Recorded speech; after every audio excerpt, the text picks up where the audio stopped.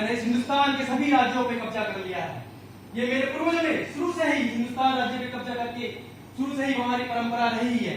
उसी परंपरा को आगे निभाते हुए मैंने यहाँ के सभी हिंदू राज्यों को अपने एक एक करके कब्जे में ले रहा हूँ। कितने मंदिर तोड़े, कितनी नारियों का मैंने चीरहरण किया, कितने बच्चे मैंने वध करा दिए, और मेरा एक ही मकसद है, इस हिंदुस्तान राज्य को इस्लामिक राज्य में बदल देना। सेनापति जी हुजूर।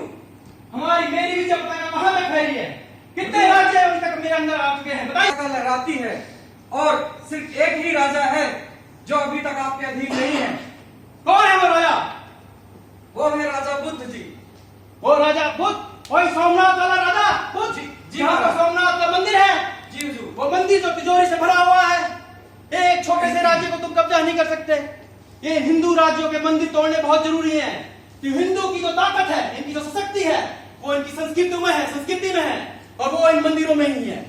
जाओ जाके 1 लाख की सेना लेके जाओ, इस छोटे से हिंदू राजा को पकड़ के मेरे दरबार में लेके आओ। ये लोग जाति पाति में बटे हुए लोग कभी हमारी प्रशासन का मुकाबला नहीं कर सकते।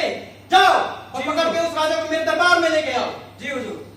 मैं हूँ राजा बुद्ध सिंह, सोमनाथ राज्य का राजा। मैंने हमारे देश की सेना तो छोटी है, लेकिन हमारे देश की सेना बहुत बहादुर है। आचार्य, हाँ महाराज। गुप्तचरों से सूचना मिली है कि औरंगजेब हमारे देश पर कब्जा करने के लिए आ रहा है और वो बहुत बड़ी सेना लेकर आ रहा है। बताइए क्या विचार है, उनसे कैसे लड़ा जाए?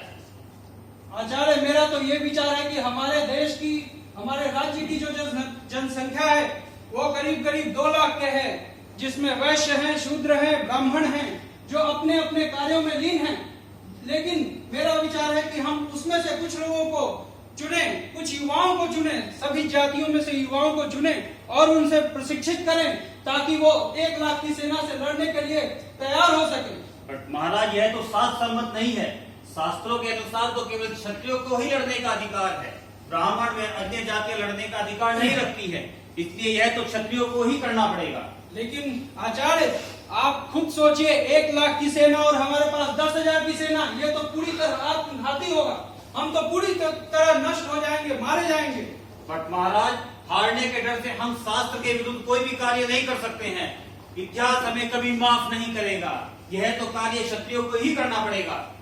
परंतु आचार्य, आप भी बताइए, अगर हम उन्हें प्रशिक्षित करें तो क्या समस्या है? महाराज, ये शास्त्र सम्मत नहीं है। यह कार्य तो क्षत्रिय को ही करना पड़ेगा। ठीक है, यह तो असंभव है। ठीक है आचार्य, आप जैसा करें। हम अपनी इसी सेना के साथ औरंगजेब की सेना का मुकाबला करेंगे। ठीक है महाराज, यही उत्तम है।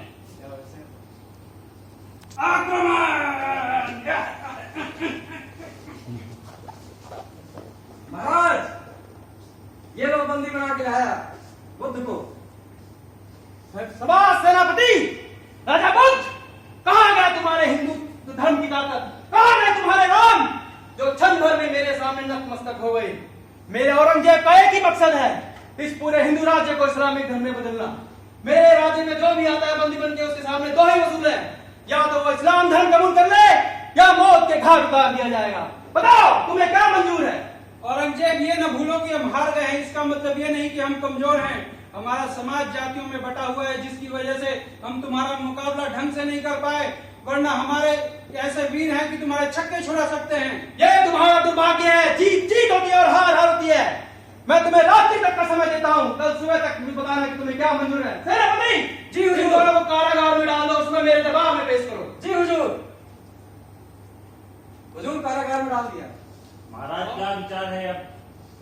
आचार्य, मैं तो किसी भी कीमत पर राम को नहीं छोड़ सकता, अपना सर कलम करवा सकता हूँ, लेकिन मैं अपने जीवन के लिए राम को नहीं छोड़ सकता। मेरे हिसाब से तो महाराज अभी इस्लाम धर्म कबूल कर लेना चाहिए। जिंदे ही नहीं रहेंगे तो धर्म का कैसे प्रचार करेंगे? वो बात तो ठीक है, लेकिन मेरा जमीर मुझे ये इजाजत नहीं देता कि मैं इस्लाम धर्म कबूल करूं। मैं मरने के लिए तैयार हूं, कुछ भी हो जाए, लेकिन मैं इस्लाम नहीं कबूलूंगा। आचार्य महाराज, आपकी इच्छा, बट मेरे विचार से इस्लाम धर्म कबूल करना सही है इस समय पर।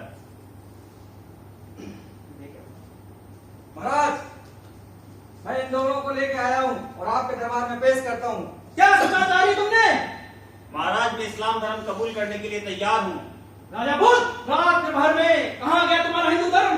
कहाँ है तुम्हारे राम जो रात भर में मौत के भय से तुम इस्लाम धर्म कबूलना कबूल कर लिया? बताओ राजा बुद्ध। गर्दन उड़ा दो, लेकिन इस्लाम कभी नहीं कबूलूंगा। हे मूर्ख राजा, तुझे जानता नहीं तेरी इस गुस्ताखी से कितना नुकसान होगा, तेरी प्रजा को, तेरी रानियों को, तेरे बच्चों को, सबको वध कर दिया जाएगा। सेनापति जी हुजूर। गुस्ताख राजा को बीच राज्य में जाके हाथी के नीचे पिसवा दो। जी ताकि हुजूर। लोग याद रखे, प्रजा याद रखे, जो भी औरंगजेब का हुक्म ना माने और जो इस्लाम को ना कबूल, उसके साथ क्या किया जा सकता है। सेनापति गुस्ताख राजा को। हुजूर मैं एक बात रखना चाहता हूँ, इजाजत है? बिल्कुल बताओ। हुजूर मैं चाहता हूं कि इसका वध न करवा करके इसे एक तुच्छ कार्य दिया जाए, जिसकी वजह से इसके ही लोग इससे घृणा करने लगे और लोगों को, आने वाली संतति को यह सीख मिले कि इस्लाम न कबूल करने का फल क्या मिलता है। बहुत उत्तम विचार सेनापति। राजा को ऐसी सजा जैसे नीच कार्य में लगा दिया जाएगा ताकि लोग इससे घृणा करेंगे। सेनापति जी आज से राजा बुद्ध का नाम बुद्ध नहीं बुद्धिया रहेगा। जी हुजूर। और ये मेरे महल के पखाने साफ करेगा। जी हुजूर। भेजा इस राजदूत राजा को। जी हुजूर। चलो मेरा जीवन तो बच गया है, लेकिन अब इसी उम्मीद पे जीऊंगा, इसी उम्मीद पे अपने संतानों को पैदा करूंगा और उन्हें ये उम्मीद जगाए रखूंगा कि एक न एक दिन मेरा राम जागेगा और इस समाज को जाति पाति से मुक्त कराकर उठाकर एक सशक्त समाज बनाएगा और उस दिन कोई औरंगजेब हम पर आक्रमण करके हमें हरा नहीं पाएगा। सीताराम सीताराम सीताराम कहिए, जाई विधि रखे राम गाई विधि। सेनापति जी हुजूर। कौन है ये दुष्टांत जो मेरे राम का नाम ले रहा है? वही तुच्छ बुधिया है महाराज। पकड़ के लाओ और सिर कलम अभी मेरे सामने जी रखो। मैं भी लाता हूँ। महाराज ये तो बिल्कुल तुच्छ है। आज की तारीख में सभी हिंदू प्रजाति के लोग इसे घृणा करते हैं। ये तो वैसे ही मरा हुआ है। छोड़ दो इसको। ये बहुत अति उत्तम विचार किया था सेनापति तुमने। जाओ जी हुजूर। राज्य में जो भी इस्लाम धर्म कबूल ना करे उसको उसी नीच कार्य में लगा दो। जी हुजूर। ताकि लोग इसे घृणा करें और ये हिंदू समाज इतना बढ़ जाए कि हम हमेशा इन पे आक्रमण करते रहे और हमेशा हम राज्य करते रहे। जाओ सेनापति जाओ। जी हुजूर। तो इस तरीके से एक हिंदू राजा, एक राजपूत एक मेस्तर में बदल जाता है और उसका कार्य, उसको एक शूद्र का दर्जा दे दिया जाता है। एक ऊंची जाति का व्यक्ति एक नीच काम करने लगता है और समाज, उसका खुद का समाज उसे तिरस्कृत कर देता है। उसे समाज बिल्कुल निचले पायदान पर पहुंचा देता है। कोई उसे पानी नहीं देता, कोई लोग उसकी परछाई से भागते हैं। मंदिरों में उसका प्रवेश वर्जित है। जितने भी पोखर गांव के हैं वो पोखर पे नहीं जा सकता। और इस तरीके से सदियां बीतती गई और हमारी जाति जो मेस्तर के नाम से जानी जाने लगी और हमें शूद्र कहा जाने लगा। और सदियों बीतते बीतते आज मैं उस बुधिया का वंशज हूँ। आज समाज बदल चुका है, आजादी मिल चुकी है, अंग्रेज भी चले गए, मुगल भी चले गए, लेकिन हमारी समाज में वही स्थिति है, हमारी शूद्रों की स्थिति है। और आज मेरा बेटा बीमार है, मुझे इसके लिए दवा की जरूरत है, तो मुझे इसके लिए वैद्य जी के पास जाना पड़ेगा। वैद्य जी मेरा बेटा बीमार है। दूर हो जा मेरे गेट से। अरे मेरा बेटा बीमार है, इसके लिए मुझे दवा चाहिए आपसे। तुम जैसे नीच व्यक्तियों को दवा का कोई अधिकार नहीं। जब शास्त्रों ने भगवान ने तुम्हें जीने का अधिकार नहीं है तो मैं कहां से तुम्हें देगा दवाई? अरे प्रभु, लेकिन आपका काम तो चिकित्सा है, आपके लिए शूद्र और ब्राह्मण क्या? तुच्छ इंसान, मुझे मेरा धर्म मत सिखा। चला जा मेरे घर से और आज के बाद अगर मेरे घर की तरफ चौड़ी उठा दूंगा। दबा यहाँ से। अब मैं क्या करूं? मेरे पास तो कोई उपाय नहीं है। ऐसे में तो मेरा बेटा मर जाएगा, मेरा इकलौता बेटा, मेरा अकेला वंशज, वो भी खत्म हो जाएगा। क्या इसी दिन के लिए मैंने इस्लाम को ना कबूल करके इस तुच्छ कार्य को ग्रहण किया था हमारे पूर्वजों ने? ऐसा करता हूँ, मैं आचार्य के पास जाता हूँ, आचार्य के वंशजों के पास जाता हूँ जिनके पूर्वजों ने हमारे साथ लड़ाई लड़ी थी। हे आचार्य, आप ही मेरी मदद करें।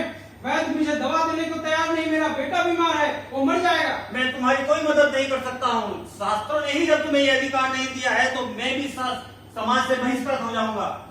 लेकिन लगता है कुछ ना कुछ इसके लिए करना ही पड़ेगा।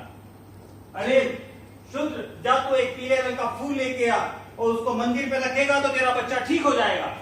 चलो, अच्छा विचार महाराज। आचार्य कह रहे हैं तो मैं ऐसा ही करता हूँ। अरे मिल गया पीला फूल। दूर हट जा बुधिया, यहाँ बता।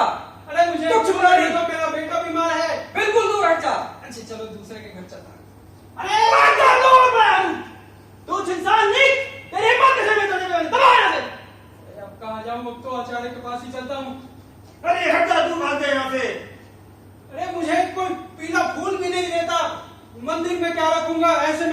बेटा मर जाएगा, मैं अपने बेटे को जाकर देखता हूँ उसकी क्या स्थिति है।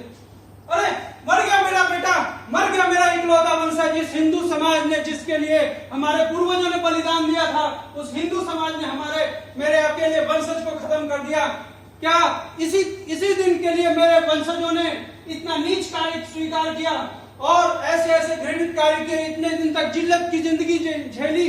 आज कहीं हमारा प्रवेश नहीं है, हमें जिल्लत की जिंदगी दी जा रही है। हे राम, क्या व्यर्थ गया मेरा